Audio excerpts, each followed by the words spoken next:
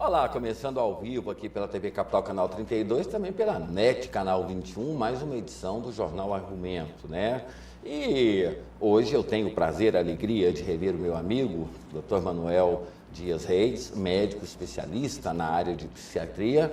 Doutor, muito obrigado por atender ao nosso convite, seja muito bem-vindo mais uma vez. Eu que agradeço, né, o convite de estar aqui, e é sempre um prazer em estar aqui nesse programa e poder contribuir com a saúde nossa, né? Eu sempre falo que com profissionais da área de saúde ou profissionais onde há uma carência do serviço público, não é uma entrevista, acaba sendo uma consulta. Então, o telefone está no vídeo, é o 3095-7424, você pode ligar, não precisa se identificar, fazer perguntas ao Dr. Manuel, ou então pode mandar mensagens, né, por torpedos. O número é 8204-8387. Durante todo o programa, o número vai ficar no vídeo para que você possa interagir, fazer suas perguntas e talvez até, né, encontrar respostas, já que aqui vai ser um pouco difícil, né, doutor? É mais no consultório, né? É muita coisa que só assim a dois, né? São vários. Doutor, eu publiquei no meu Facebook e também no Twitter que o senhor estaria aqui hoje e pedi para que as pessoas, elas antecipassem algumas perguntas. Predominou algumas. Uma delas é: como ser feliz? O que é felicidade? Posso ser feliz? Aonde eu encontro? Pergunta sobre o conceito da felicidade. É o que? É sociologia, antropologia ou psiquiatria? Quem é que responde? Quem que tem uma resposta mais adequada para essa pergunta? Qual é o conceito da felicidade? Eu acho que todo mundo se preocupa com isso, né? Embora seja um conceito mais filosófico, né? E relativo? É muito relativo, porque a felicidade depende de cada um, né? Assim, a felicidade, eu gosto muito de usar uma historieta chinesa, né? Assim, que diz o seguinte, que o sujeito ia andando por um caminho e encontrou um amigo dele sentado, tristonho, né, assim, na porta da casa dele. Aí ele falou: o que está acontecendo? Eu estou muito triste, infeliz, né, assim. Eu falei: uai, isso é muito fácil de resolver, isso é só você encontrar o pássaro azul da felicidade, né, assim, que você vai ser feliz. Mas como é que eu vou fazer? Onde é que ele está? Você tem que procurar ele. Bom, aí o sujeito botou a mochilinha nas costas, né, e saiu pelo mundo a buscar o tal do pássaro azul da felicidade, né? Andou pelo mundo inteiro, aí cansou de andar e nunca que encontrava a felicidade, né, assim, aí ele resolveu voltar para a casa dele. E voltando para a casa dele, quando ele foi chegando, ele avistou em cima da casa dele, né, assim, o pássaro azul da felicidade, né? Isso é para dizer assim que a felicidade está na gente mesmo. Ao lado. Ao lado da gente, né? Assim, na gente mesmo.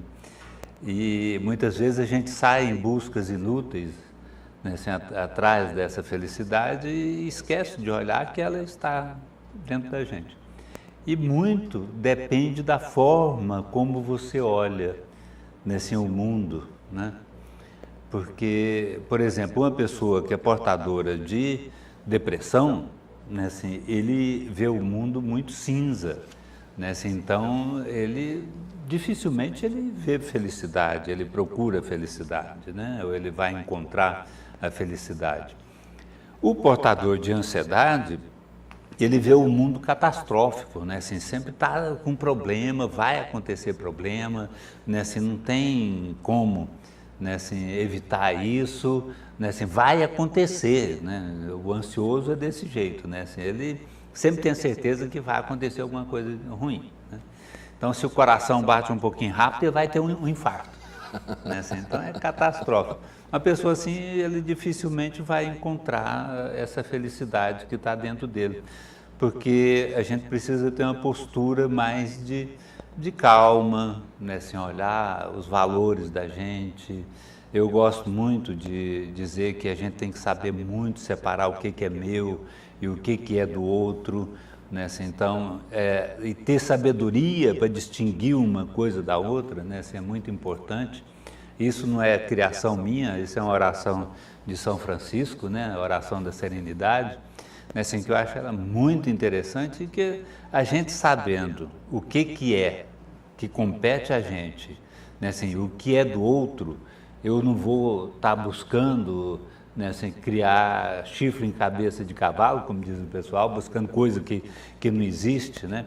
Eu sei que aquilo é meu, isso facilita muito o relacionamento, né, assim, e tem coisas simples, né, assim, que a gente pode também levar em conta quando a gente fala na felicidade, né, assim, por exemplo, ter um momento só para você, né?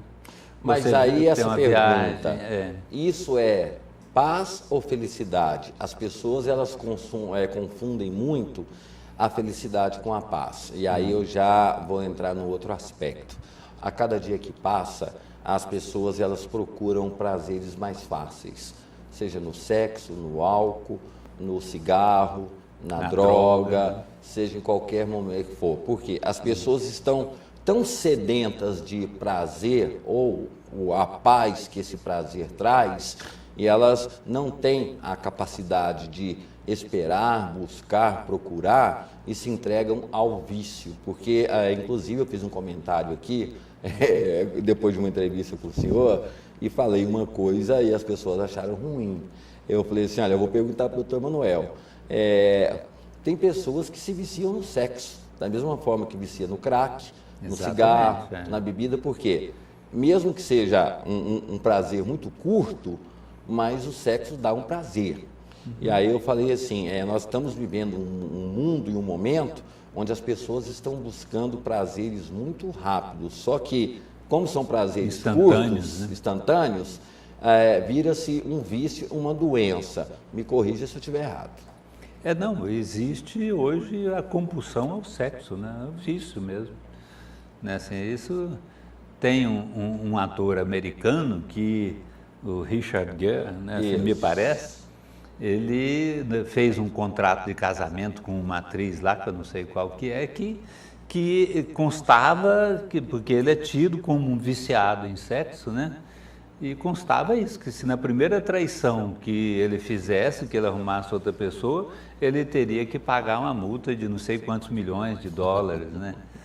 Então existe a compulsão ao sexo, o vício ao sexo, né? Assim, motivado pelo prazer instantâneo. Motivado pelo...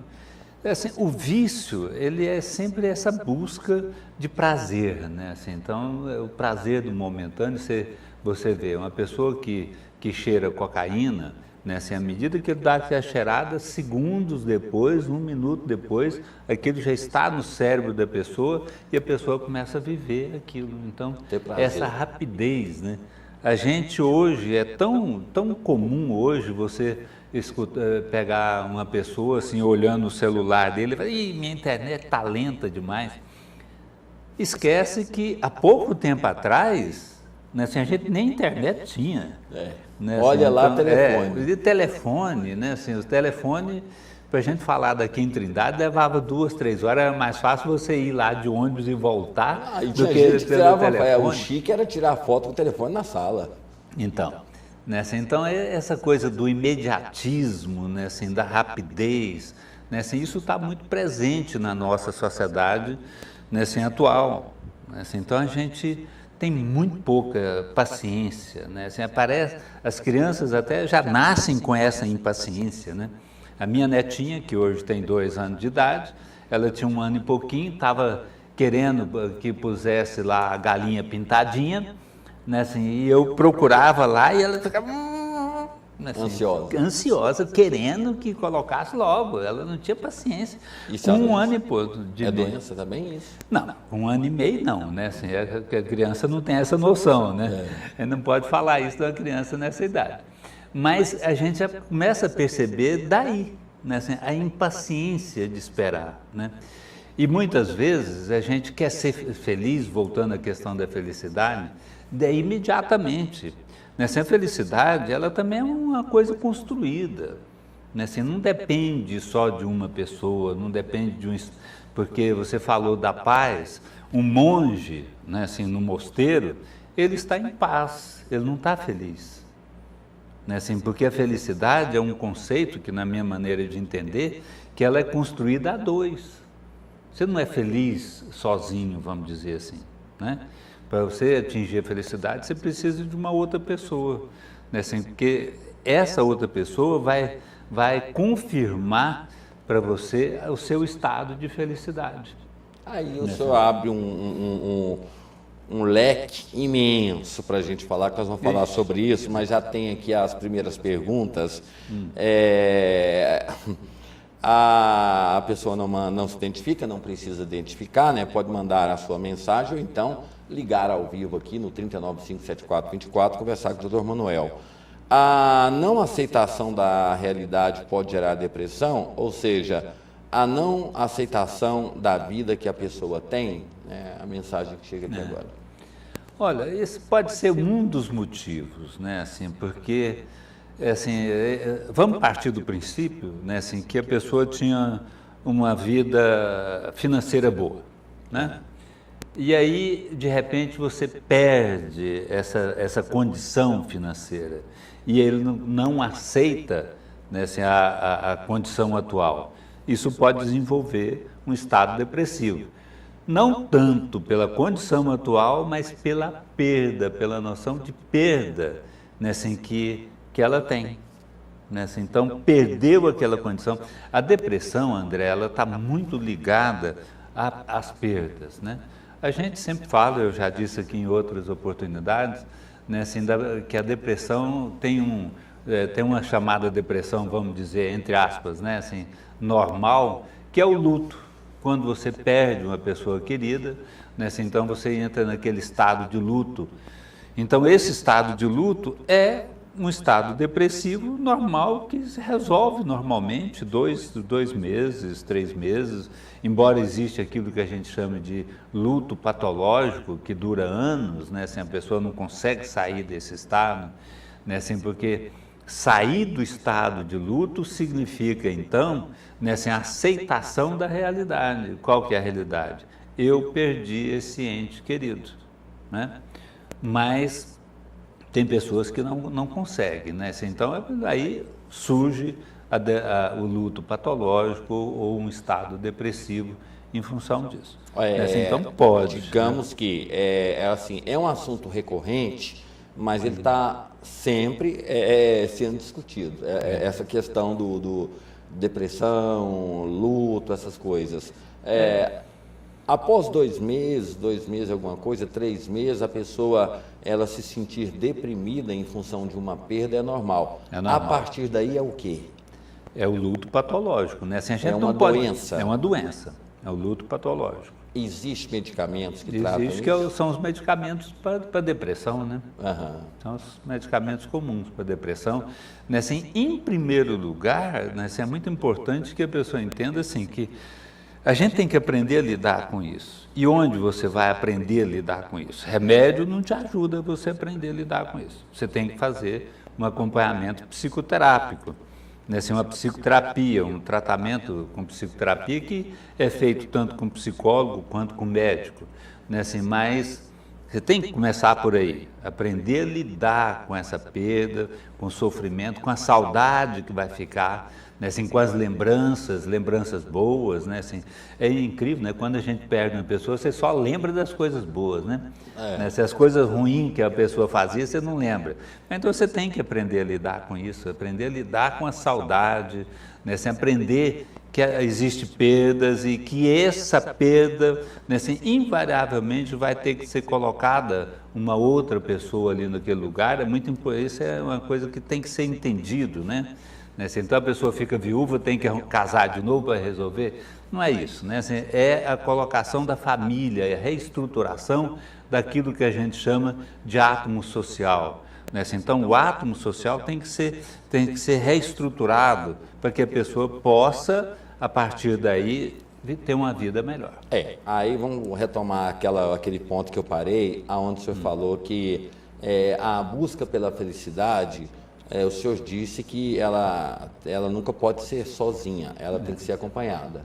Para o outro confirmar a minha existência. Isso. Mas no mundo que a gente vive hoje, aonde as pessoas têm a capacidade da dissimulação, da persuasão e até mesmo de pensar uma coisa e agir de outra forma para adquirir a sua confiança, seja para o qual benefício for. Como é que a gente se entrega, né, buscando uma saída para um problema desse e às vezes a gente vê que encontra um problema muito pior?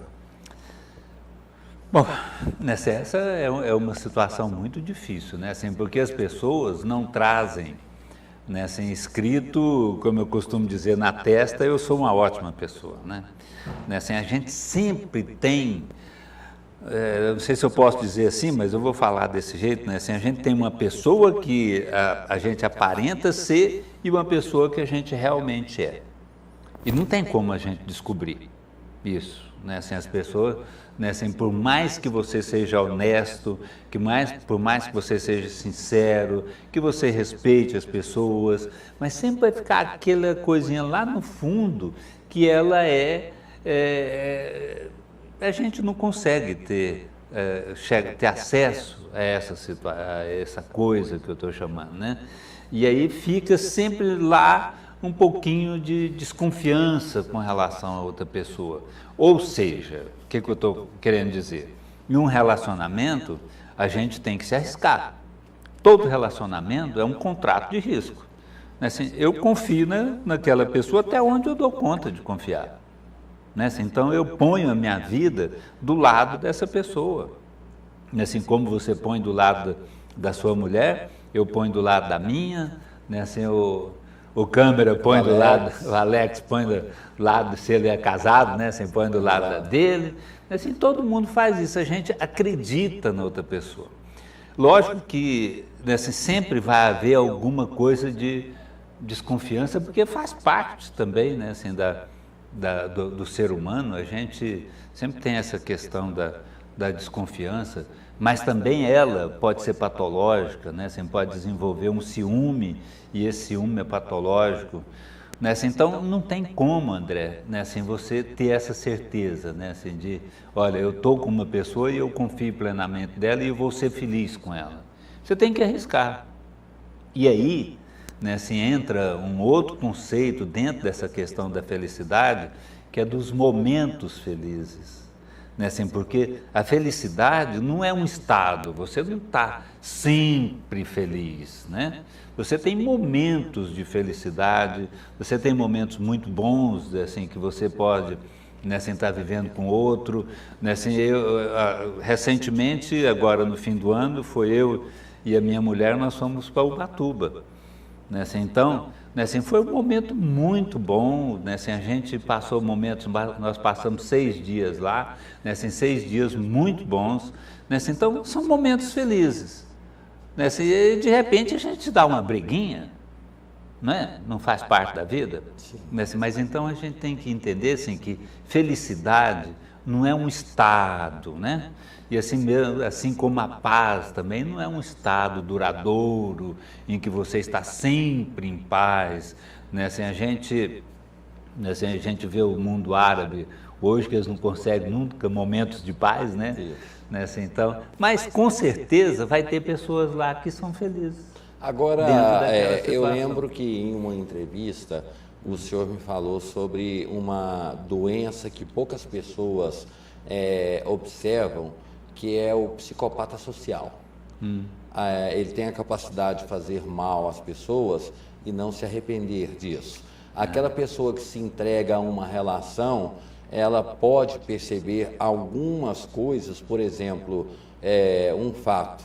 As pessoas vivem dizendo, doutor Manuel, o senhor é muito bobo, o senhor tem que mudar, o senhor não cobra consulta, o senhor dá remédio de graça, o senhor faz isso, faz aquilo. Aí o senhor fala assim, tá bom, vou começar a mudar por você.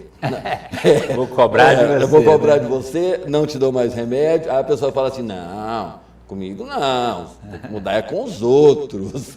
Então, assim, esse conceito, assim, quando eu falei sobre essa capacidade das pessoas de terem ali o fato de simulação e até mesmo aí entra nesse processo, isso que é uma doença, porque muita gente acha, né, que fala assim, não, coloca isso como se fosse um ato criminal, né? Não, fulano ali, ele é um psicopata, né? Ele é um doente, ele é um criminoso psicopata. Agora tem o psicopata que não é criminoso, né? Mas ele também comete os mesmos males e às vezes nessa relação a pessoa ela pode perceber algumas coisas. Percebe, né? Assim, olha, à medida que você foi falando, eu me lembrei de uma novela que está acontecendo agora. Né? Pode falar dela? Claro!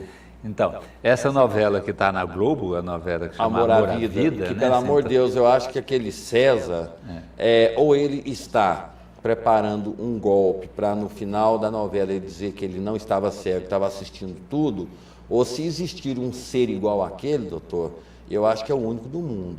Não, mas aí responde a sua pergunta, né? Assim, mesmo ele vai percebendo, ele começa a perceber, ele fala num né, assim, dos capítulos, eu não assisto todos, né, assim, porque eu sempre chego em casa, está acabando, mas um dos pedacinhos que eu assisti, ele fala que ele, com a cegueira, ele aguçou outros sentidos. E ele começou a ouvir batidas da porta, que a mulher conversava, perfumes, um perfume diferente, movimentos calor, de vento, assim, movimentos do vento, né? Assim, então, assim, as pessoas percebem, né? Assim, então, por mais que ela tentasse ser amorosa com ele, né? Assim, ele foi percebendo que alguma coisa não estava certa naquilo. E eu, no capítulo de ontem, né, assim, a novela terminou com ele com a faca no pescoço dela, que ele descobriu toda a mentira dela através do filho e do sobrinho e do genro, né? Então ele pegou, né, assim, pegou a mulher no fraga e com a faca, né? Então as pessoas percebem. Só que se eu gosto de você, né, assim, muitas vezes é o que acontece também lá naquela novela, né, assim, eu nego essa percepção, eu não quero ver, né, assim, tem um ditado que diz que o pior cego é aquele que se nega a ver, que não quer enxergar, né, assim, então quando a gente ama, a gente não enxerga, né? Então, o amor cega. Aquela história que a paixão, o amor cega as pessoas, né, assim, que a gente não vê. Mas só cega os outros, né? Quem está apaixonado fala que está vendo tudo, né? Sim, não, quem está apaixonado acha que está vendo. Os outros de fora estão vendo. Mas a gente tem o hábito, quando a gente está amando, as pessoas chamam a atenção, falam, não, eu estou vendo tudo. Você que não está vendo o que está acontecendo na sua vida. Pois é. Mas essa questão ela é muito complicada, né? Assim, porque tem pessoas que são tão dissimuladas, usando o termo que você usou, né, assim, são más, dissimuladas, né, assim, que você não percebe, né, assim, a maldade da pessoa. Não precisa roubar, não precisa matar, existem vários tipos de maldade, né? Hoje a gente fala muito, né, assim, do assédio moral. Né, assim, você fala muito, esse assédio moral, isso é um tipo de maldade que a gente faz, né? Você fala muito do bullying, né, assim, que antigamente os meninos brigavam um com o outro, chamavam o outro de gordo e que não sei o que, não existia bullying, né? Agora hoje tem o tal do bullying, né, assim, que não deixa de ser uma maldade, não é um crime, mas você comete uma maldade à medida que você chama o outro, você é um orelhudo, né, assim, então, o barrigudo, sei lá o quê, né, assim, então, você não presta para trabalhar, você é um incapaz, né? Então, esse tipo de maldade, né, assim, continuada, leva a outra pessoa a sofrer. Né, assim, ela sofre e sofre muito. Né? E quem pratica isso não sente remorso. Não. Né, assim como aquela Aline, né, assim, da novela. Ela é uma psicopata social? Ela é uma psicopata, né, nesses termos, né? É social, porque tem o criminoso e tem aquele... Não, mas ela é criminosa, né? Ela mata a tia, ela mata uma cuidadora lá, passa uma coisa aí, lá, aí o senhor me provoca. provoca. Até que ponto expor isso na televisão estimula as pessoas a desenvolver esse mal que ela tem e fica reprimido? Mas olha, assim, existe uma coisa que é inerente a todo ser humano, né, assim, que é o instinto de preservação da espécie.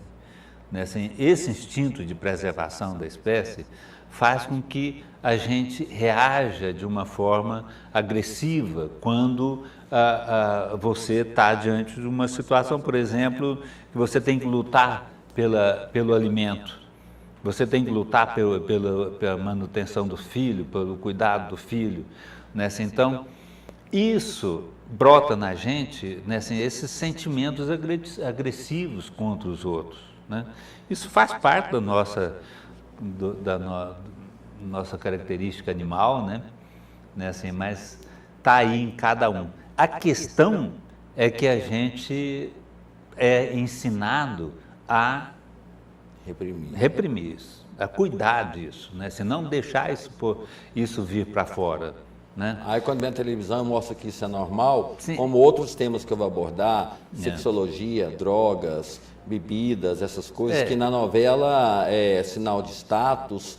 Hoje, por exemplo, nas novelas, a traição hoje, ela já não é mais algo como era antigamente, que pessoas matavam. Comum, né? Hoje, assim, 90% vamos chamar assim, das novelas, elas estão focadas em traição, busca pelo poder, eu estou bem, o mundo que se exploda, e traz alguns tabus e quebram esses tabus, inclusive sobre a questão da homossexualidade, da traição, essas coisas. Isso pode interferir? Eu falo pelo seguinte, porque ainda tem pessoas que falam assim, eu não deixo meu filho assistir filme violento. Porque acha que vai interferir. Vai interferir. Muita gente tem canal de assinatura de filmes de sexo, mas mantém a senha, porque ele pode ver, mas não quer que o filho dele veja, para que não isso aflore. Interfere isso na personalidade? Interfere, né? Assim, tem gente que é muito mais suscetível, né? Assim, a gente não pode dizer que todo mundo, né? Assim, olha, eu não sei se você se lembra, mas há uns anos atrás, sempre que você ia ver um filme, né, assim, aparecia lá, logo no início do filme, né, assim, que isso é uma obra de ficção, qualquer semelhança com a realidade é uma mera coincidência. Né, assim, eu acho que as nossas novelas tinham que ter isso a cada intervalo comercial. Né, assim, para as pessoas entenderem que isso é uma obra de ficção, não é realidade.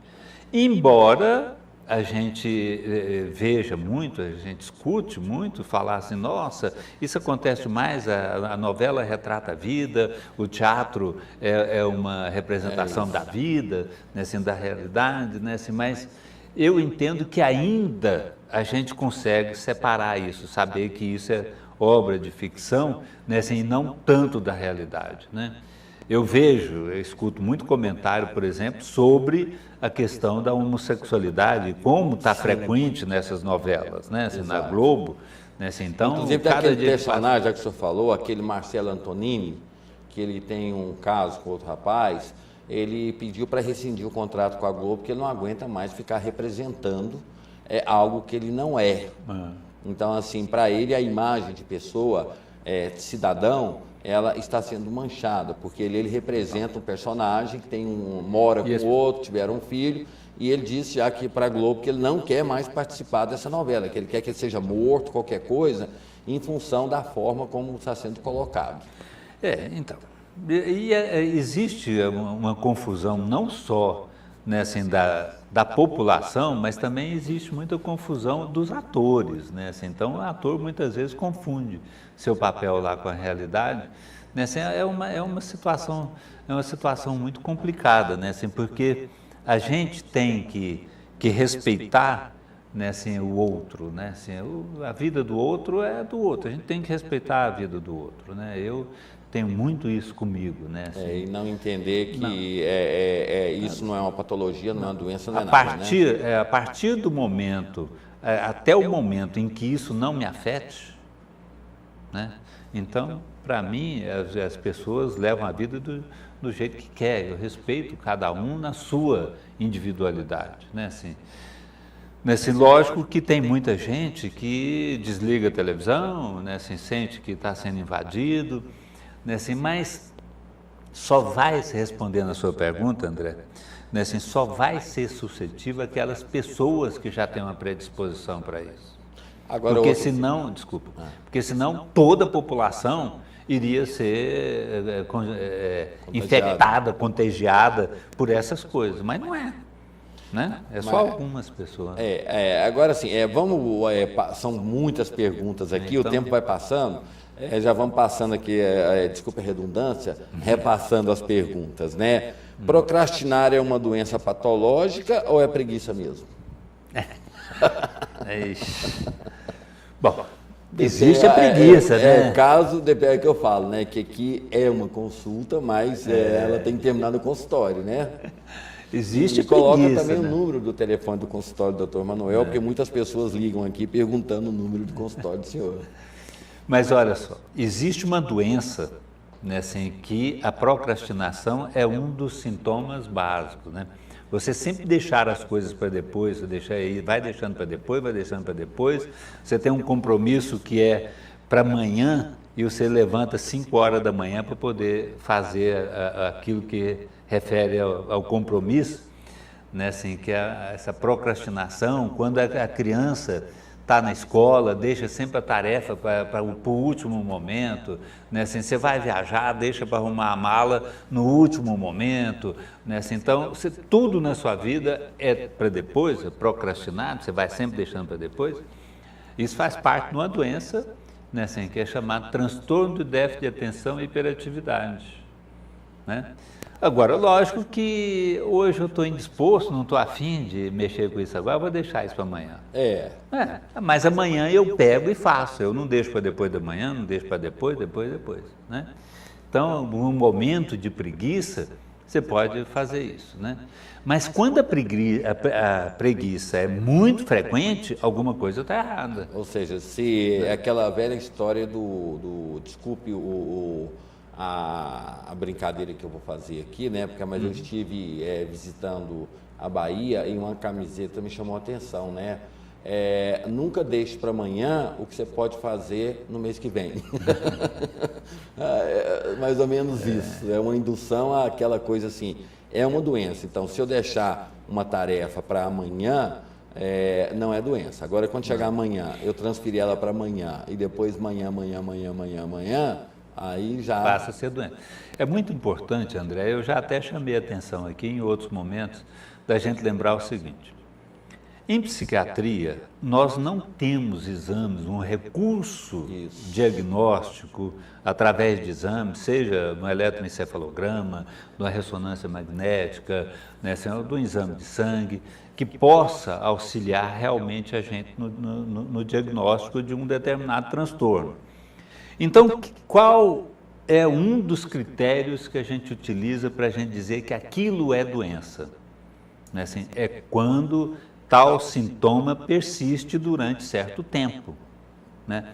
Por exemplo, você ter uma tristeza de hoje para amanhã é normal, mas se você permanece triste por mais de 15 dias, ou em dias alternados por mais de 2 meses, então a gente passa a considerar isso depressão, né? Então, você ter preguiça um dia ou outro, não tem problema nenhum.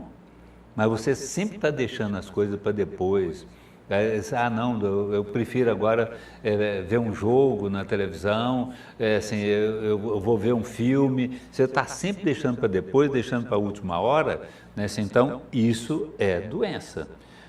Se acontece durante, como o advérbio, como é que a gente fala? Advérbio de tempo? Sempre, né? O que eu disse, sempre está deixando. Isso. Né? Então, é uma coisa continuada, isso é doença. Só abrir um espaço aqui rapidamente. Mande um abraço para minha mãe, ela faz aniversário hoje. Meu nome é Halley. Minha mãe se chama Terezinha Canhete. Ela tem 64 anos de idade e eu sou fã do programa, fã do Dr. Manuel, e ele também faz a função de motorista. Aí, doutor, vamos pegar isso aqui. Estamos vivendo mais. Estamos vivendo mais. E a qualidade de vida, já que com o tempo a gente adquire sabedoria, conhecimento. Aí eu costumo dizer que o cérebro da gente é um HD, né? Vamos colocar de computador, né? Um saquinho. Ele vai acumulando informações. Aí a gente passa a ter dificuldades para lembrar o nome, para lembrar uma situação, para lembrar no outro. Aí a pessoa fala assim, opa, vai no médico que você está com Alzheimer. Alzheimer. O Alzheimer, porque a doença de Alzheimer faz com que você esqueça rapidamente. Mas vai responder depois da pergunta, porque nós temos um telespectador ou telespectadora ao telefone. Alô, fique à vontade, doutor Manuel está ouvindo. Uma consulta, porque tem 3 anos pode colocar que eu aqui dentro do estúdio. Que eu sofro de depressão. E ainda não consegui sair desse quadro. Já tratei com vários psiquiatras e até hoje não deu resultado. O que o senhor me diz, doutor? Eu sou muito sedentária, não gosto de sair de casa, não gosto de nada. Chegou um momento em que eu não gosto de nada. Até a minha religião eu deixei de mão, não saio para ir nem na igreja. Bom, olha só, uma das características da depressão é esse desânimo, né? Assim, a pessoa vai perdendo toda a vontade de fazer as coisas, o prazer de fazer as coisas, né? Isso é característica da depressão, é o desânimo, a descrença, o desinteresse, né? Existe também, muitas vezes, esse acompanhado, né, assim, de uma que a gente chama de inibição psicomotora. A pessoa tem uma lentificação do pensamento, a pessoa tem dificuldade de andar, por isso que ela nem levanta da cama, né? Assim, isso faz parte da depressão. Olha, né, assim, a senhora estava dizendo que já procurou vários psiquiatras e já vem fazendo tratamento há muito tempo. Uma das características de transtornos mentais é o que a gente chama do transtorno ter uma tendência à cronicidade, ou seja, uma tendência a persistir. Embora, né, assim, a gente tenha condição, né, assim, de fazer assim, alternativas de tratamento, né, assim, quando a gente tem o que a gente chama de depressão refratária ou uma depressão resistente, a gente tem uma diretrizes, né, assim, que diz para a gente o seguinte: olha, você vai utilizar tal remédio, se esse não der certo, você usa outro remédio, né, assim, se esse não der certo, você faz uma associação com remédios da mesma classe, ou se não der certo, você faz associação com remédio de classe diferente, e aí por aí vai, né, assim, então, para isso, né, assim, você tem que ficar com um mesmo médico para ele poder fazer esse trabalho, esse acompanhamento. Né, assim, se você fica, né, assim, hoje você vai no médico, você não melhora, aí você desiste daquele médico, você vai para outro médico, ele passa outro tipo de remédio, aí fica difícil ter uma melhora. É bom, né, doutor, que esclareça que o medicamento para antidepressão, ele não é um medicamento para dor de cabeça, não, né? Não vai fazer efeito de uma hora para outra. Que meia hora. Isso. E muitas pessoas, aí tem 2 situações, que eu tenho várias perguntas aqui que eu tenho que fazer para o senhor. Mas, assim, muitas pessoas desistem na metade do tratamento, porque elas não entendem que esse tratamento a longo prazo, né? Ou seja, ele demorou para surgir, ele vai demorar um pouquinho para ser curado. Exatamente. Aí desistem na metade. E outras coisas também. Preconceito. A pessoa, ela chega no médico, ou ela mente para o médico, ou ela fala para a família que ela não precisa de tratamento, que quem está louco é os outros. Ela está certa. Essas 2 questões. O medicamento. A pessoa tem que ter persistência e paciência. A questão, André, não fica só no remédio, né? A gente tem que lembrar sempre que tratamento psiquiátrico, ele envolve várias coisas, né? Eu sempre enfatizo aqui a questão do remédio e da psicoterapia, mas não fica só nisso, né? Assim, você fazer uma atividade física, é muito importante você ter uma atividade física, porque essa vida sedentária, quanto mais você fica deitada, quieta em casa, né, assim, maior é a tendência de ficar mais doente. Mas né? aí tem um paradoxo. A pessoa que tem depressão, Não tem vontade de ela sair. sente prazer em ficar deitada, de preferência embaixo da cama, com o celular desligado e com a porta trancada. Aonde ela vai arrumar disposição para fazer uma atividade física ou algo que lute contra isso que o senhor está falando? É uma luta interna, né, André? Eu falo para os meus pacientes o seguinte: olha, eu entendo que é difícil para você, né, assim, que isso que está acontecendo com você não é porque você quer, né, assim, é da doença. Então você tem que lutar contra isso. Né, assim, hoje você vai fazer uma caminhada, hoje você sai até a porta da sua casa, amanhã você vai até a esquina, depois, mas é um processo de luta interna que você tem que ir se conscientizando da necessidade dessa atividade física. Ah, mas eu não gosto, nunca gostei de academia, nunca gostei de fazer isso. Mas não Ou é então uma questão de gostava gostar. e perdia o prazer. Então, pois é, mas não é uma questão de gostar ou ter prazer. Do mesmo jeito que vai tomar o remédio, você também vai fazer a caminhada. Do mesmo jeito que você vai ao psicólogo fazer a psicoterapia, você também vai fazer a caminhada. Né? Assim, eu gosto muito de dançar. Né? Assim, então eu vou para a dança, né? Assim, Porque dá prazer. Não só dá prazer, né? Assim, mas eu falo para todo mundo: olha, é 1 hora que eu estou lá na academia de dança em que eu não penso em nada.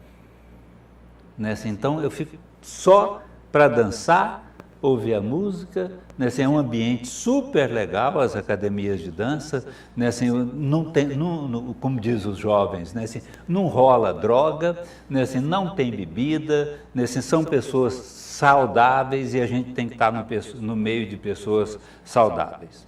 Né? Assim, então, sair de casa, muitas vezes a gente escuta assim: ah, não, faz uma viagem, né? Assim, tira férias do seu trabalho, né? Assim, isso tudo ajuda. Você ir a uma igreja, né? Assim, isso tudo ajuda. Não é o remédio. Se você entende, né, assim, que é um remédio só, né, assim, você fica perdido, né, assim, porque você vai ficar, no mínimo, muito frustrado, né, assim, porque o remédio sozinho não vai fazer o tratamento. Né, assim, então, é um conjunto de ações, né, assim, que tem que acontecer, inclusive a participação da família. A família tem que entender que a depressão é uma doença, e aí contribuir para isso e não ficar cobrando, jogando na cara, né, assim, da pessoa: não, você não levanta porque você é preguiçosa, você tem que ficar em cima da cama, você não quer trabalhar, porque você... Então, a família tem que compreender. Culpa a pessoa que já tem a depressão, ela já traz uma sensação de culpa. De culpa, que exatamente. Se agrava por aquelas pessoas baixa que a não... autoestima, Isso. né? Aí as pessoas não entendem que ela está doente e começa a aumentar nessa pessoa a cobrança. E nessa cobrança piora a depressão. Então a família, ela é parte fundamental nesse processo. É parte fundamental, né? Assim, esse entendimento, né, assim, de que eu escutei hoje a pessoa falar assim: não, joga esses remédios fora, põe a mão hoje que eu escutei isso. Não foi o ano passado, nem 10 anos, foi hoje. Né? Assim, põe na mão de Deus que isso... Né? Assim, o remédio, se a gente for falar do ponto de vista religioso, né, assim, é uma criação de Deus. Né? Assim, Deus pôs os homens no mundo e os homens colocaram os remédios em função disso. Tem a hora de Deus e a hora do remédio. Né? Assim, então a gente não pode descartar. Tudo é importante, tudo é importante. Então, quando a senhora que telefonou, né, assim, dizendo que já fez tanta coisa e que não melhorou, né, você observe isso que eu estou falando. Veja se falta alguma coisa dessa e procure fazer. Né, assim, não é fácil, mas é uma coisa que a gente tem que estar buscando sempre. Nós temos mais participações. Mais um telespectador ou telespectadora, não precisa de se identificar, só fazer a pergunta ao doutor Manuel. Fique à vontade, o doutor Manuel já está ouvindo. Assim, você que está na linha, pode conversar com o doutor Manuel. Boa noite. Boa noite. Corta o doutor Manuel. Eu quero perguntar para o doutor aí, se é respiridona, síndrome do pânico. Se não pode andar sozinho, você anda mais meio desconfiado. Se é respiridona e deixa dependência também esses remédios. Peraí, o senhor poderia repetir, por favor, porque se eu não ouvi bem... Eu também não ouvi bem, não. O senhor poderia repetir? Respiridona, esse psicopé é risperidona. Isso, você faz bem para cima do... Não, olha só, a risperidona, em primeiro lugar, não é um medicamento que causa dependência. Não é um medicamento que causa dependência. Em segundo lugar, não é um medicamento de preferência para tratamento de síndrome do pânico. Se o senhor, por acaso, está tomando a risperidona e o diagnóstico que foi passado para o senhor foi síndrome do pânico, tem que ver se a possibilidade de uma outra doença está caminhando junto com a síndrome do pânico e por isso que o senhor está fazendo uso da risperidona. Porque é muito comum em psiquiatria duas doenças caminharem juntas. Então, a ansiedade, muitas vezes a gente utiliza esse tipo de medicamento, a risperidona, a gente dá o nome de antipsicótico, ou de neurolépticos, a gente utiliza isso, mas não especificamente para ansiedade, mas para alguma coisa que está caminhando junto da ansiedade. Porque a síndrome do pânico é um dos muitos transtornos da ansiedade. Doutor, pegando carona, os psiquiatras e tantas outras pessoas já foram queimadas em fogueira na época da Inquisição, porque tentavam desvendar a mente. E para muitas pessoas a mente era algo indecifrável, é só mesmo a fé, os padres, os bispos, os reis, só eles mesmos podiam explicar. Tem muita gente ainda acha que o psiquiatra ele tem um pouco de diabo. Porque tem aquela dificuldade. Por exemplo, o paciente mente muito para o senhor. Por exemplo, vou dar um exemplo. Medicamento para depressão. Todo mundo sabe que alguns medicamentos agem no libido. O libido é o quê? É o apetite sexual. Aí a pessoa, ao tomar esse medicamento, ela vai perder essa vontade de fazer sexo. Aí ela para de tomar o remédio. Aí o senhor pergunta, como é que está o tratamento? Doutor, estou tomando o tratamento, estou fazendo remédio, estou tomando direitinho. Mas ela interrompe porque começa a agir no libido, ela não tem desejo sexual, acha que ela já não é mais homem, e aí mente para o médico. Fala, doutor, o remédio não está fazendo efeito. Mente muito para o senhor? Olha, se mente... E qual a importância de não mentir? Bom, se mente a gente não sabe, viu, André? Porque é igual, desculpa fazer isso, porque o senhor falou uma coisa muito importante. Quando você vai ao médico, se você tem um braço quebrado, uma radiografia fala que o braço é quebrado, o médico vai lá e engessa. Se o senhor está com problema no coração, um eletrocardiograma, ele mostra aonde está o problema. Na psiquiatria, na psicologia, não tem medicamentos que põem a cabeça da pessoa lá dentro e aponta aonde que dá o problema. Não tem exame, né? Exato, o senhor falou sobre isso. Então, aí eu pergunto para o senhor, a relação do paciente com o médico sobre não mentir. Mas é isso que eu comecei a dizer para você, olha só.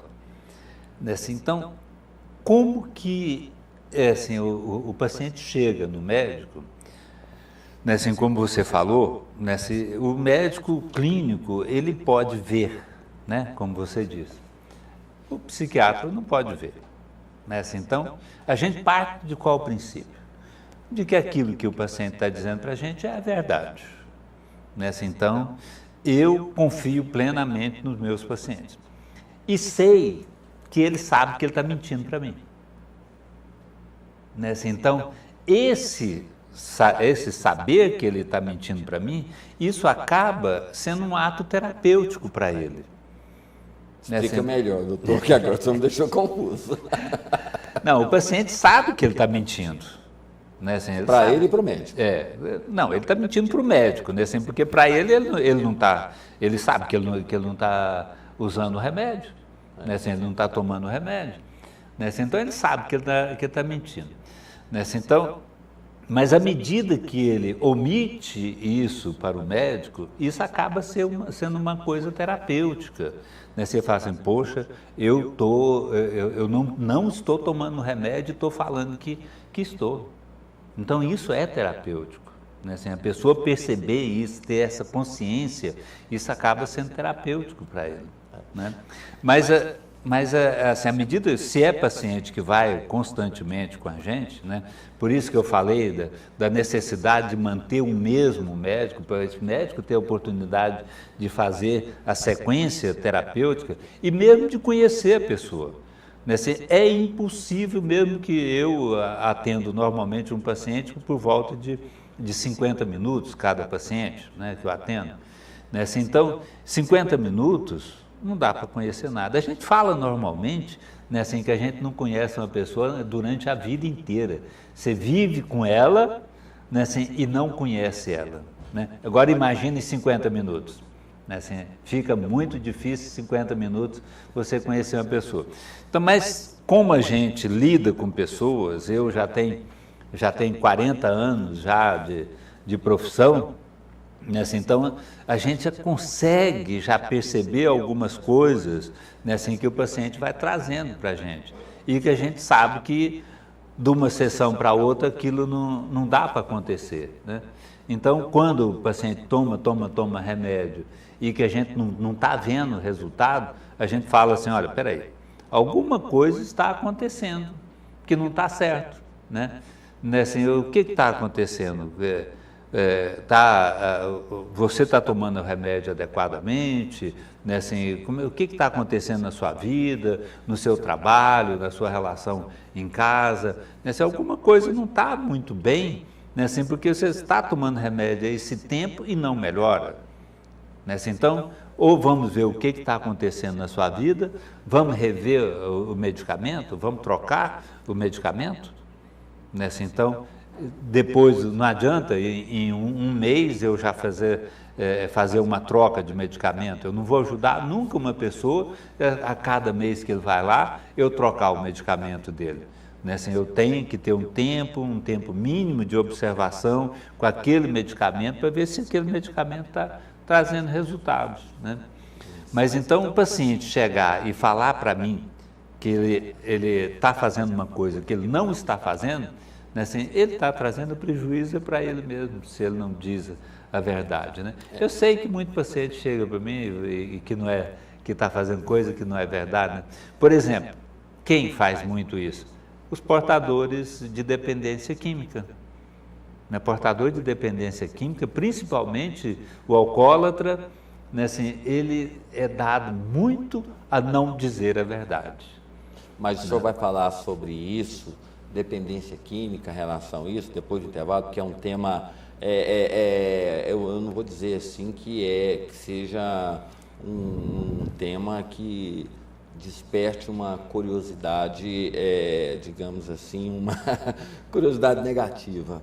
Mas muitas pessoas, elas têm isso e tem muitas perguntas aqui, e eu vou para o intervalo, e na volta do intervalo eu queria que o senhor falasse sobre isso. Tá certo. Porque todo mundo nega, ninguém é alcoólatra, ninguém é dependente do cigarro, ninguém é dependente da droga, ninguém é dependente da esposa nem do marido. Eu sou capaz de parar a hora que eu quiser. Exatamente. E essa é a grande mentira.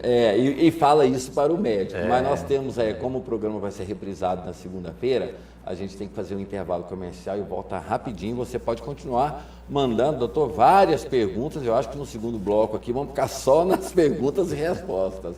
Mas continue mandando a sua pergunta o número vocês já sabem, né? O 3095-7424, conversar com o Dr. Manuel Dias, e depois do intervalo todos vocês estão mandando mensagens, e olha, doutor, que não são poucas não, viu?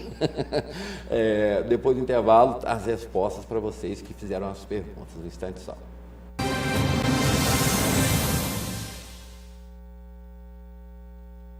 Jornal Argumento, todos os dias, de segunda a sexta, às 7 horas da manhã. André Marques entrevista personalidades do meio político, social e econômico. E em sua edição especial, aos domingos, André Marques, Marcelo Heleno e Dr. Ari Queiroz discutem os assuntos mais relevantes do cenário político, social de Goiás e do Brasil. Uma análise levada ao telespectador de forma ampla e dinâmica. Jornal Argumento na TV, de segunda a sexta às 7 horas da manhã. Domingo, às 20 horas, ao vivo. Jornal Argumento na TV. Goiás merece essa credibilidade. Acesse agora o portal do Jornal Argumento e fique por dentro de tudo que acontece no cenário político-social do país. www.jornalargumento.com.br. Jornal Argumento, Goiás merece essa credibilidade. Toda semana, os principais fatos do estado, do Brasil e do mundo, você lê no Jornal Argumento, o mais completo informativo impresso de Goiás. São matérias especiais, a análise do Padre Jesus Flores, reportagens e artigos. Jornal Argumento, toda semana nas principais bancas da capital e do estado. Jornal Argumento, leia e anuncie. Jornal Argumento, Goiás merece esta credibilidade. Porque a corrupção dá mais dinheiro. É mais fácil você ser bandido do que você ser policial? É a pessoa que tem a capacidade para resolver, foi eleita para isso, tem recursos para isso e não resolve.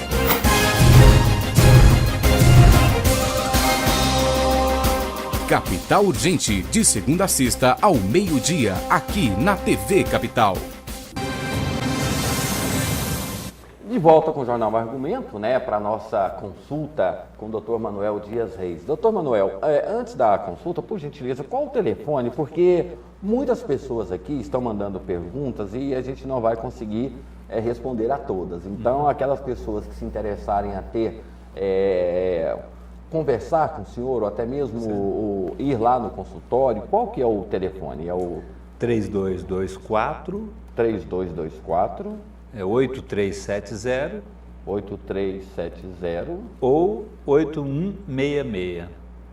8166. Então, isso. Repetindo para você que está em casa, né, e quer conversar com o Dr. Manuel, uma consulta, alguma coisa, o telefone é o 3224-8370 ou então 3224-8166. Repetindo, 3224-8370 ou 3224-8166. Vamos lá para as perguntas, doutor. Antes da pergunta, retomar aquela questão que o senhor falou que as pessoas mentem. O alcoólatra, ele fala que não é alcoólatra. O dependente químico, seja lícito ou ilícito, igual a mim, que, por exemplo, eu sou fumante, acho que eu já me considero um dependente. Eu sei que eu não tenho controle sobre o vício, mas essa questão que o senhor estava falando, das pessoas que acham que têm o domínio sobre vícios e doenças. Olha, André, tem um psiquiatra que ele dá o nome de um hospital aqui em Goiânia, né, assim, que eu achava, é o professor Vassili Schuch. Sim. Né, assim, ele... E hoje tem um consultório com o nome dele, né? Tem depredado, abandonado. É um pronto-socorro, né? Abandonado e depredado. O professor Vassili Schuch, né, assim, ele é uma pessoa muito respeitada aqui em Goiás, ele já morreu já há alguns anos, e ele dizia o seguinte: eu não sei qual que é essa dificuldade das pessoas parar de fumar, eu já parei mais de 20 vezes. Né, assim, então, né, assim, a questão... Ele nunca parou, né? Assim, a questão, né, assim, é que a pessoa, né, assim, acha que pelo fato dele interromper o uso de uma droga durante, seja ela lícita ou ilícita, durante um certo tempo, faz dele um não alcoólatra ou um não dependente. Mas a questão é um não drogado. Exatamente.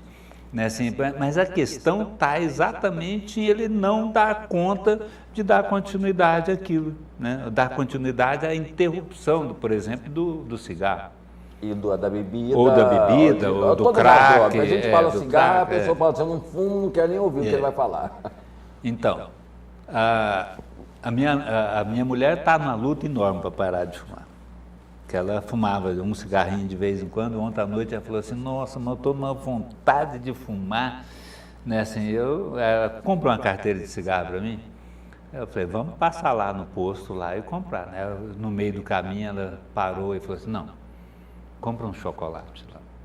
E aí eu faço a pergunta, o senhor vai responder, assim, são várias perguntas, né? O senhor fala que eu sou hiperativo. Inclusive, para quem não sabe, Dr. Manuel Dias, eu tenho a honra, o orgulho e a gratidão de tê-lo encontrado. Nem lembro a nossa primeira faz um tempo já. Encontro, já faz muito tempo. Eu sou depressivo, tenho uma série de doenças e ele é a pessoa que me trata. Você sabe que as pessoas perguntam assim, mas André é mesmo depressivo? Como ele fala?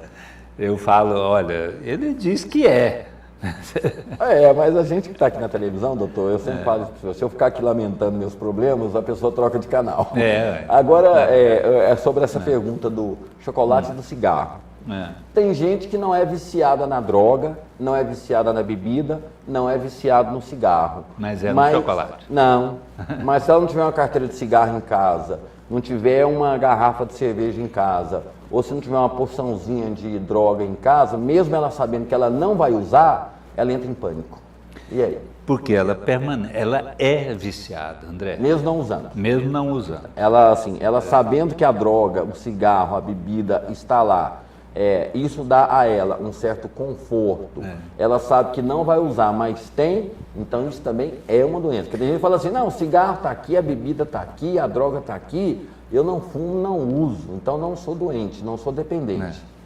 Pois é, mas olha só, os alcoólicos anônimos, né, assim, então, eles dizem o seguinte, uma das primeiras regras, quando a pessoa começa a frequentar o alcoólico anônimo, é que ele tem que afastar o máximo possível, né, assim, de todas, da droga, né, que é o álcool, né?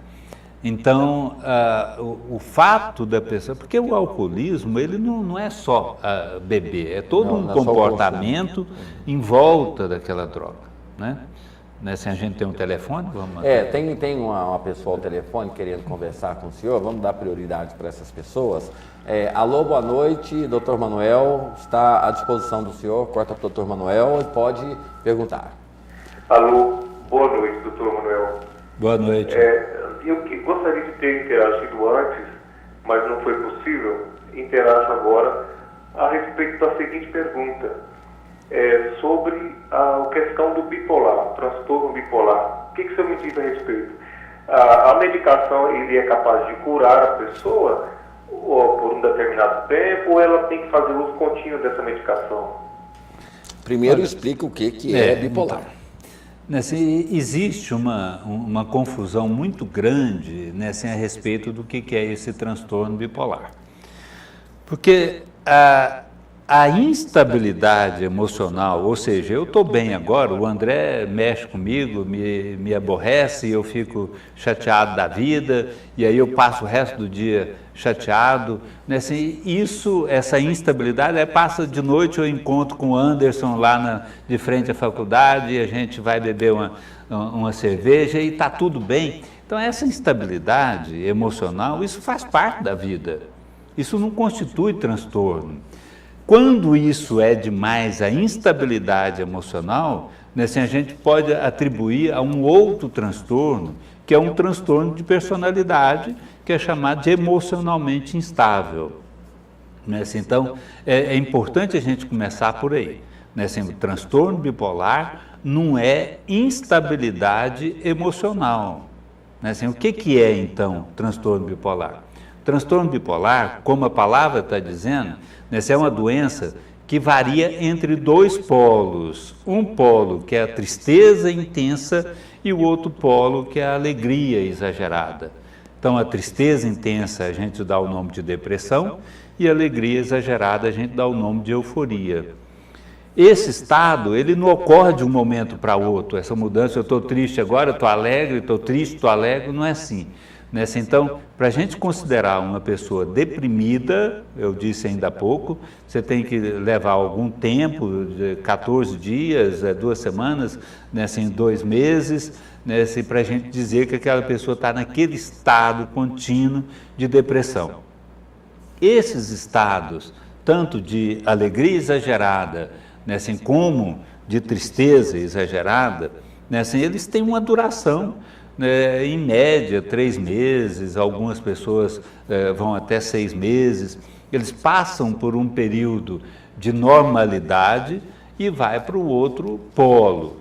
Nem sempre o outro polo é muito visível. Muitas vezes a pessoa tem uma alegria discreta, mas essa alegria discreta permanece durante um certo tempo, aí depois volta aquilo que seria normalidade na vida dele, e aí depois ele pode ter de novo outro quadro depressivo e ficar lá meses naquela situação depressiva.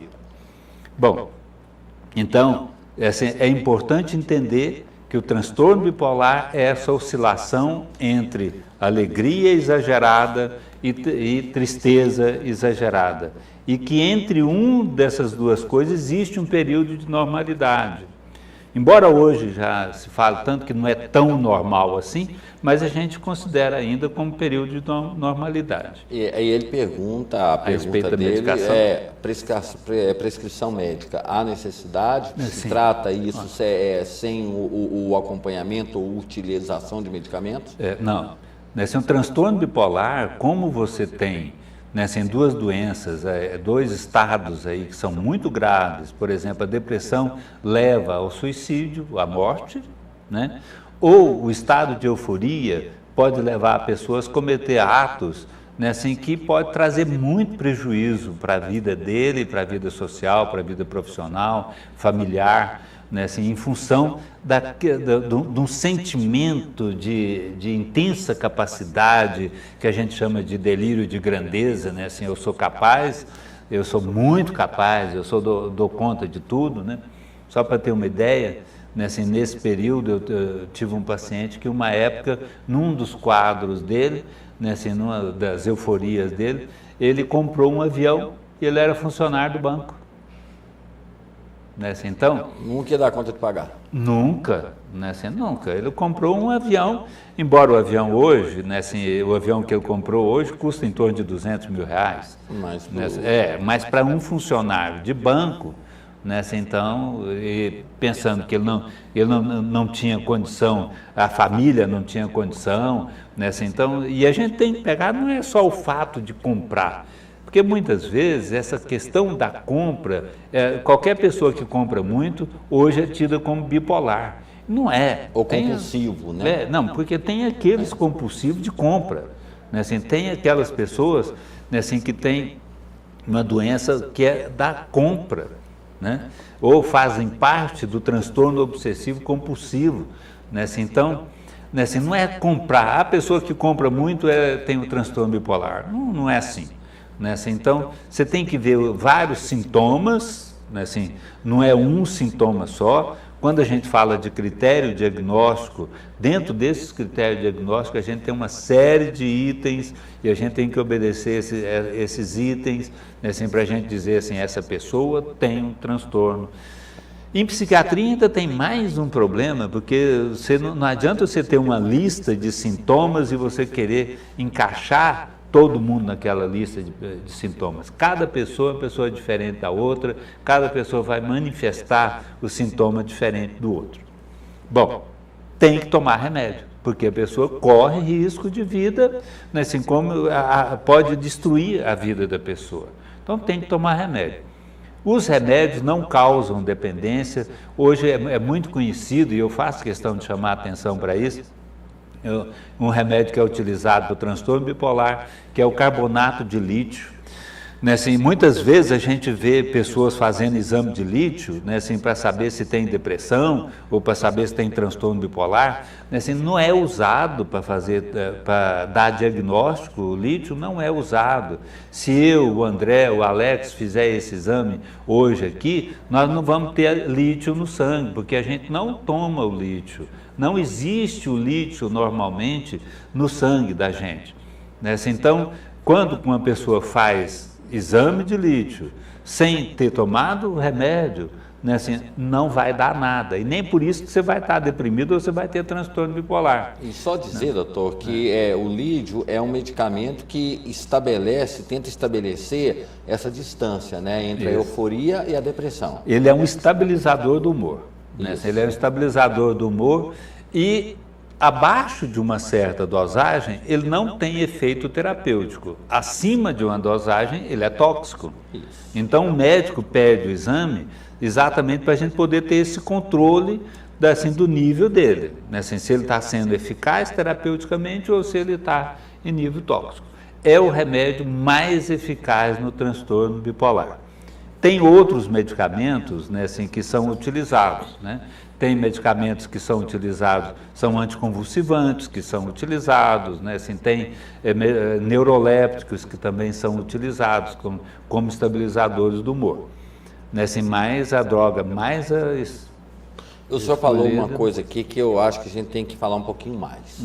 O senhor falou sobre a bipolaridade, que quando a pessoa está depressiva, ela pode até se matar. Pode suicidar. É um assunto recorrente, porque os problemas da mente, né, são os mesmos, né, doutor?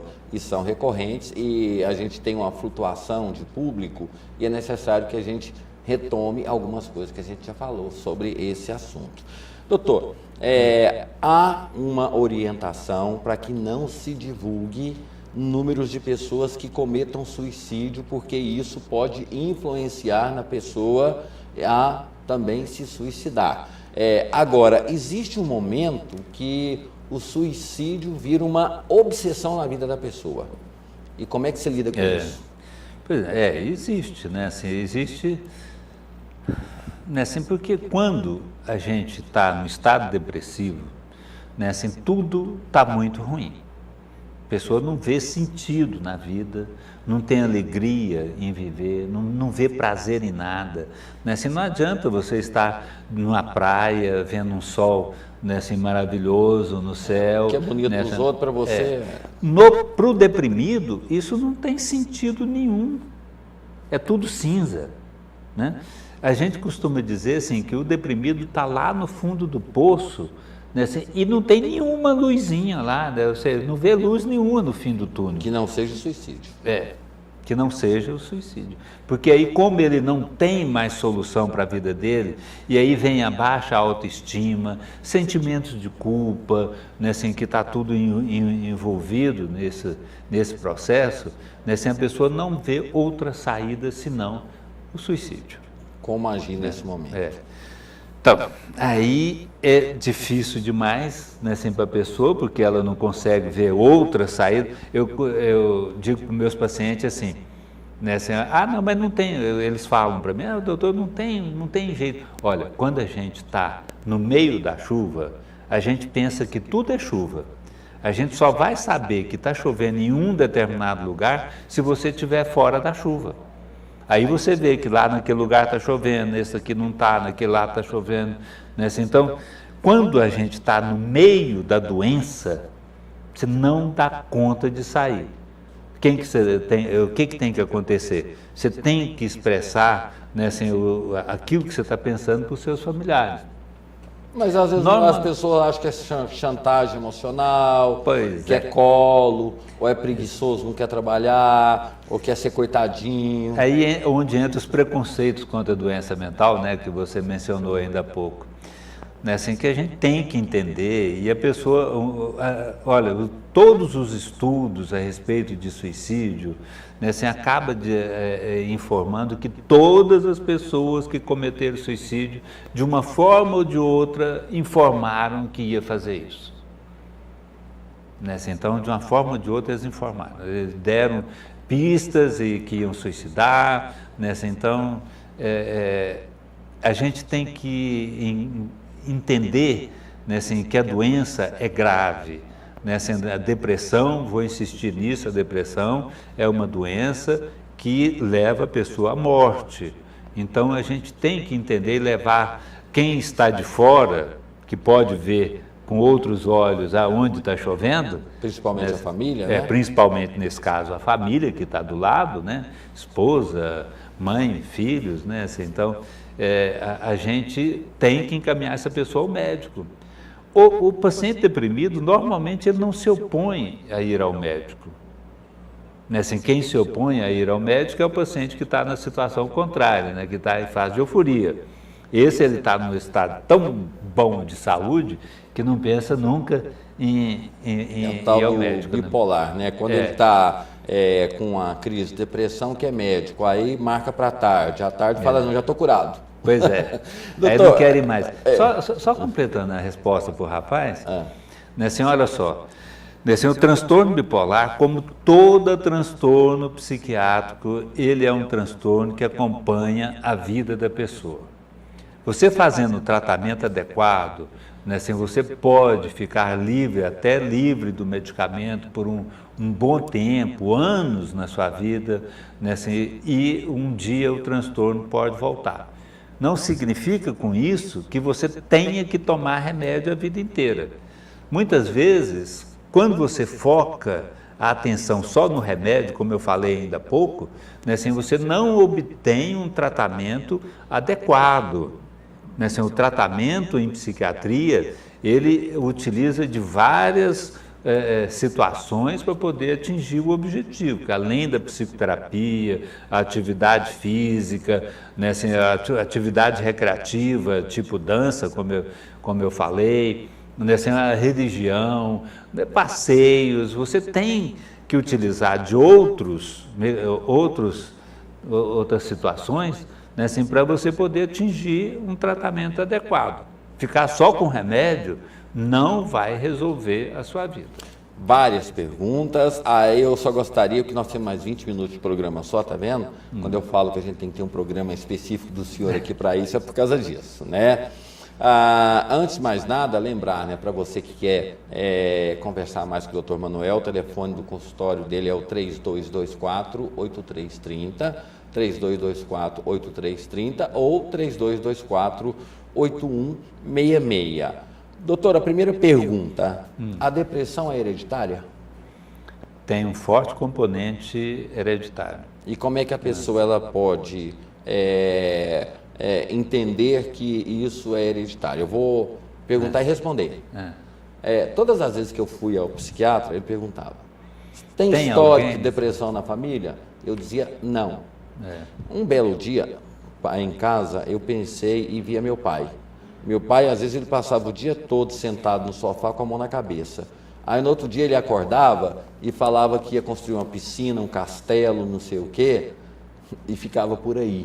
Então, assim, a hereditariedade da doença, ela pode ser detectada em que situações, por exemplo, de alguém da família, para que a pessoa possa ter um reconhecimento se já tem um quadro histórico de depressão. Olha, assim, nós estamos caminhando já, né, assim, para uma fase que a gente chama de genômica, né, assim, o estudo dos genes, né? E uma das coisas que a gente tem descoberto, né, se eu falo a gente nessa intimidade, né, assim, mas são os pesquisadores, né, assim, as pessoas que fazem estudo com genes, né, os geneticistas, e são pessoas que dedicam muita vida deles a esse estudo. Né, assim, a gente sabe que tem vários cromossomas que estão envolvidos com os transtornos mentais. E aí é onde está o problema, porque não é um cromossoma, são vários cromossomas. Né? Vai chegar um dia que a gente vai até poder descobrir qual que é o cromossoma que naquela pessoa que é mais que está mais ligado à doença dele. Inclusive, hoje a gente já faz, no Brasil isso já é feito, faz uma pesquisa genética para saber qual que é o melhor antidepressivo para aquela pessoa, do mesmo jeito que a gente faz com antibiótico, hoje já faz com relação aos antidepressivos. Né? Assim, ainda é um exame muito caro, é feito em São Paulo, né?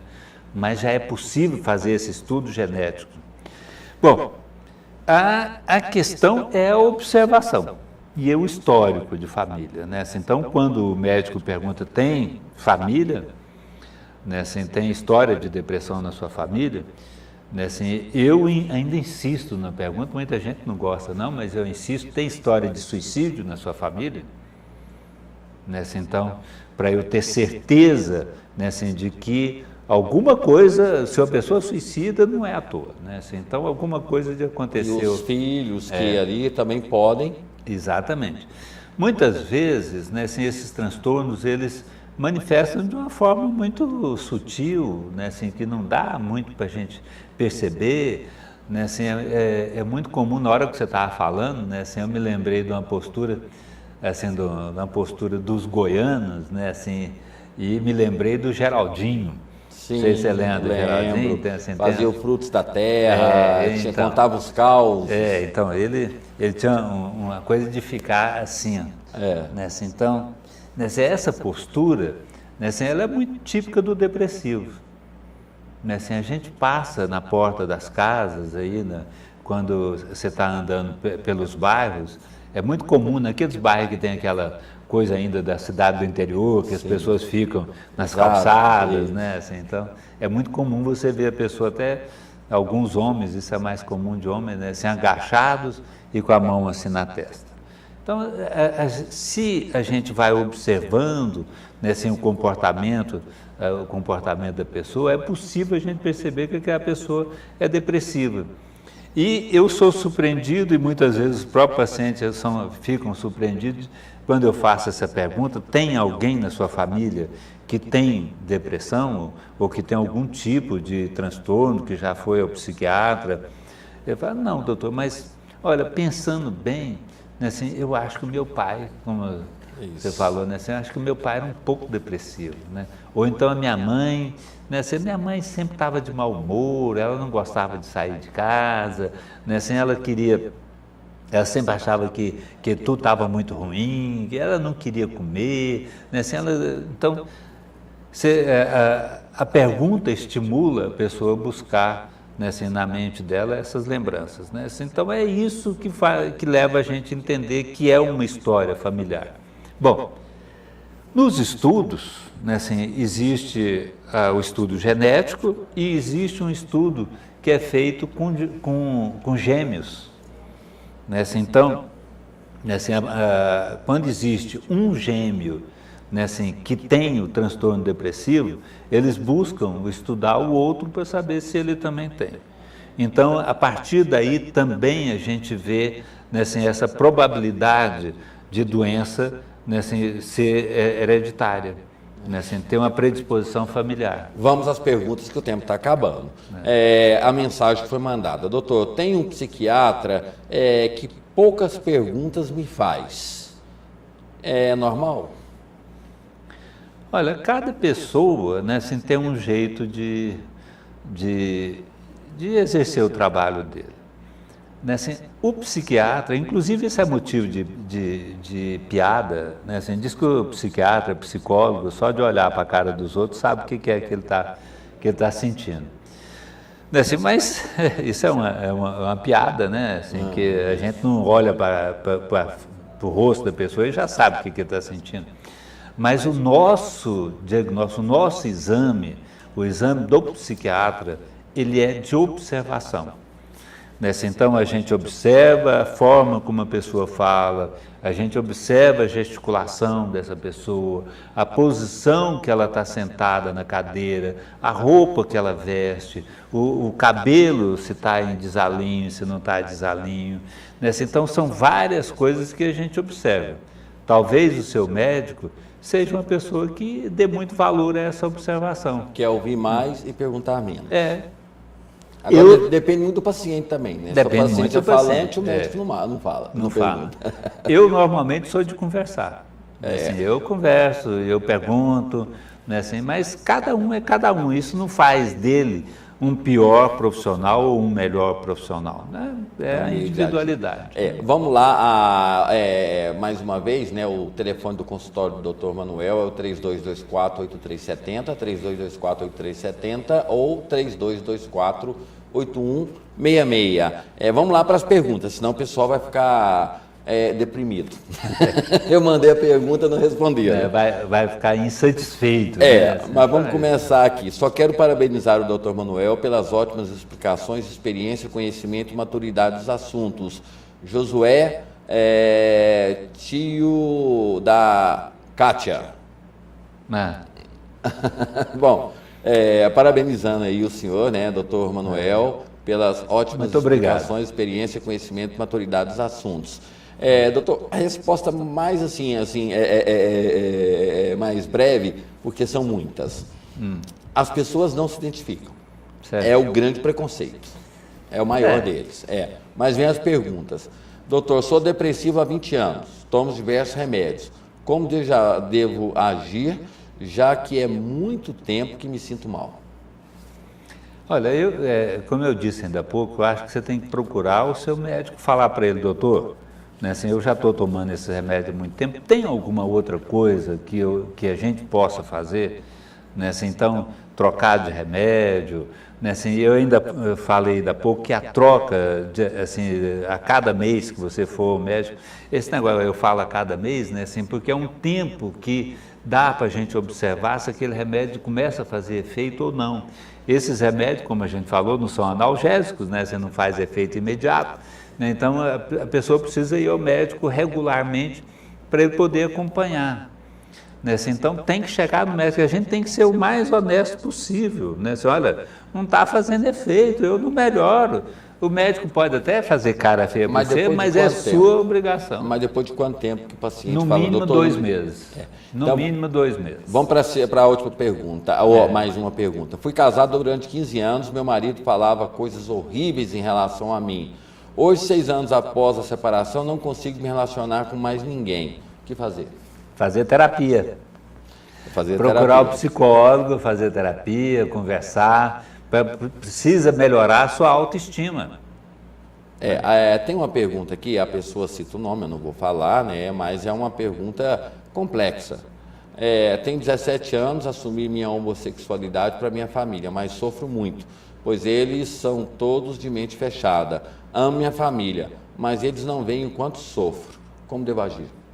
Tem o nome da pessoa, fica aqui para o senhor, porque essa aqui novamente, já tem... Novamente, eu vou insistir que, nesse caso, tem que procurar um psicoterapeuta, um psicólogo, ou mesmo médico, né, para poder te ajudar. Né, assim, remédio não resolve nisso aí. Né, assim, é uma questão em que você tem que estar procurando, né, assim, autoconfiança. Melhorar a autoestima, né, assim, o que o profissional também chame a sua família para poder conversar com ela, para vocês terem uma conversa junto com o profissional, né, assim, é muito importante isso. Doutor, tive uma doença chamada escabiose na pele. Durante esse período, nos momentos que estava debaixo do chuveiro, aliava a coceira.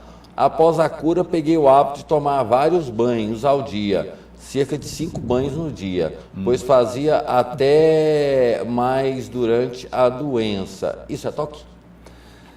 Olha, se é o hábito depois da escabiose, não é toque, né? Assim, uma das questões do toque é que nesses comportamentos ele alivia a ansiedade, né? Assim, então precisa primeiro saber se o que te leva a tomar esses banhos repetitivos é um estado de ansiedade e se depois do banho você se sente aliviado da ansiedade.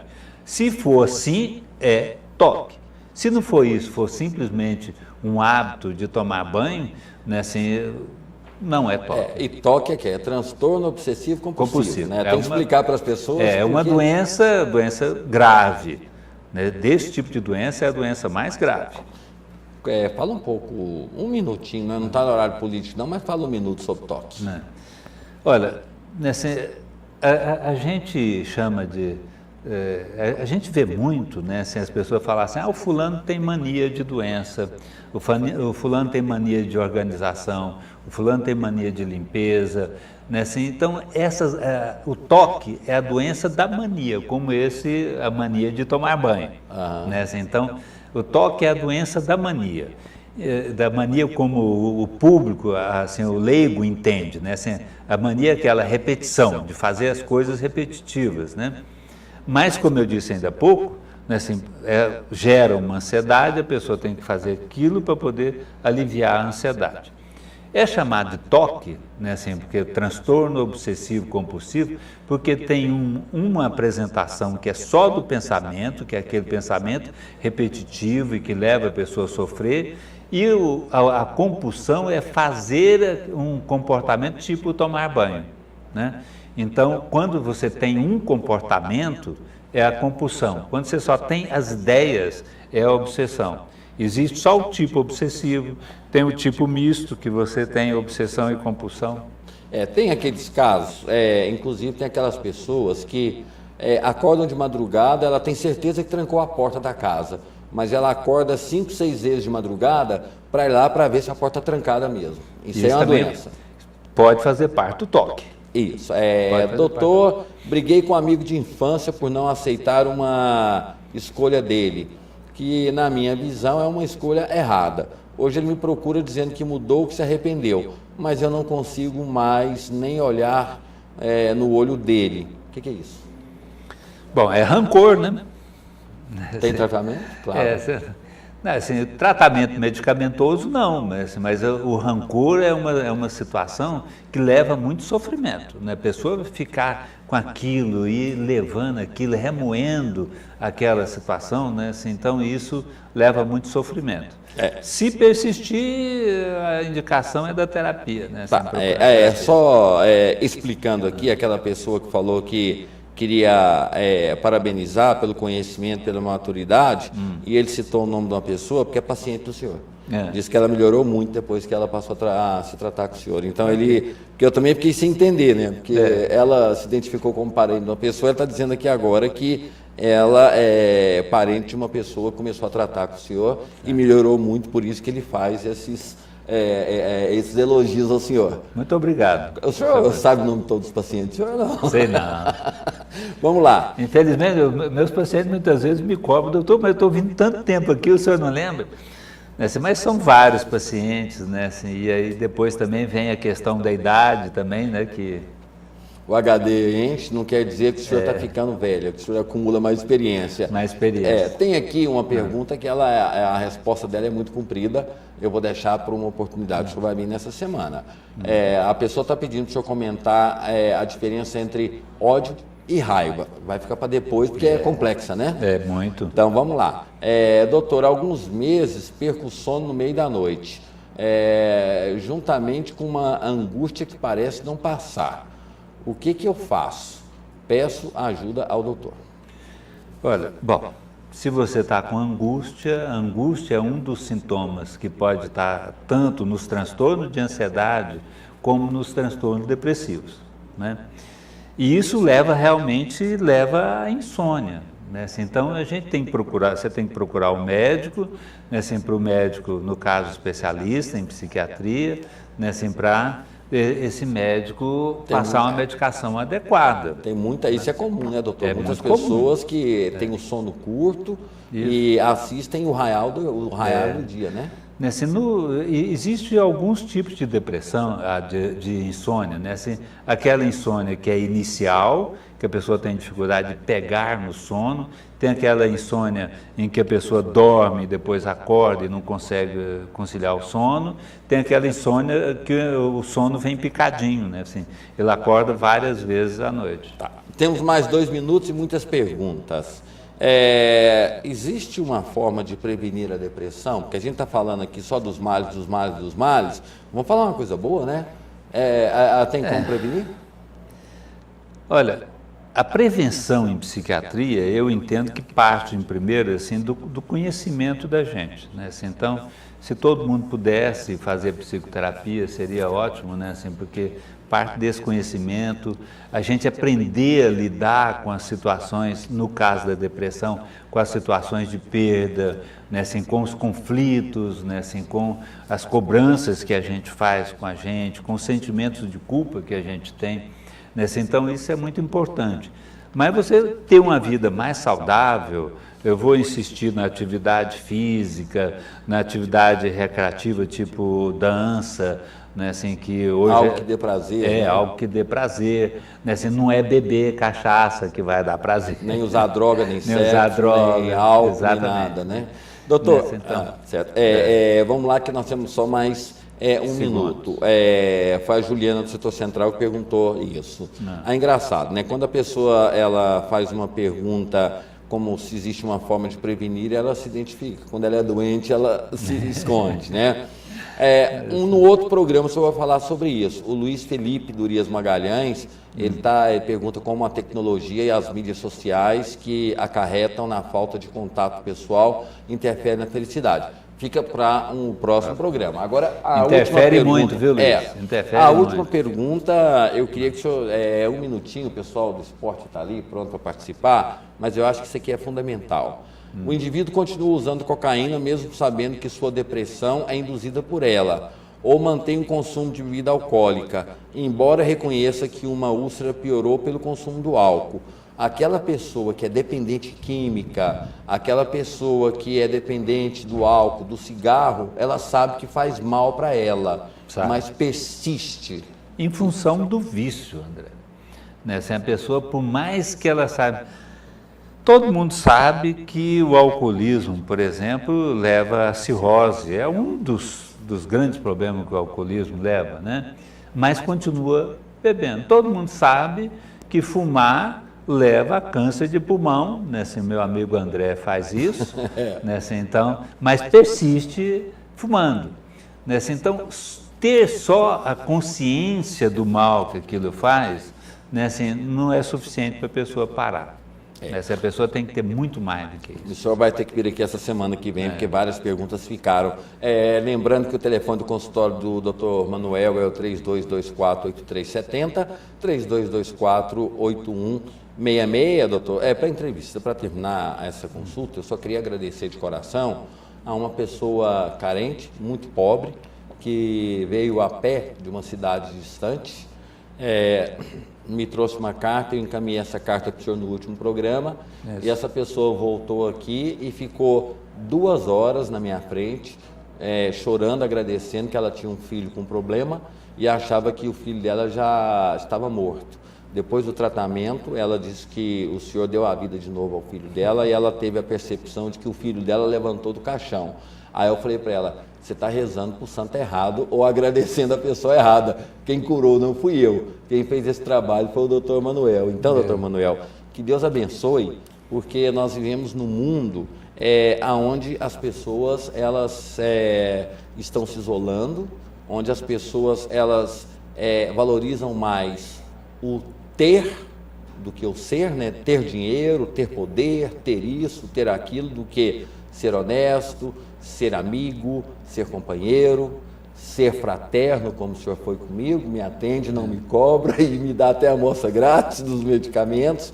Então, assim, no mundo onde a gente vive, onde as pessoas estão se isolando, inclusive eu quero falar no próximo programa sobre isso, o apego que as pessoas estão tendo aos animais e o desapego às pessoas, que muitas pessoas estão me falando sobre isso, eu só queria do fundo do coração agradecer ao senhor, dizer que Deus o abençoe, não pelo que o senhor tem feito por mim, por essa pessoa que veio aqui, mas por tantas outras, de, digamos assim, deixar um domingo que o senhor poderia estar em convívio com a família, para vir até aqui falar sobre problemas de saúde. Então, assim, isso é um sacerdócio, é digamos assim, uma forma de uma pessoa entender que ela pode não salvar o mundo, mas ajudar algumas pessoas. Nessa 1 hora e 40 minutos que nós tivemos aqui, eu tenho certeza que o senhor ajudou muito.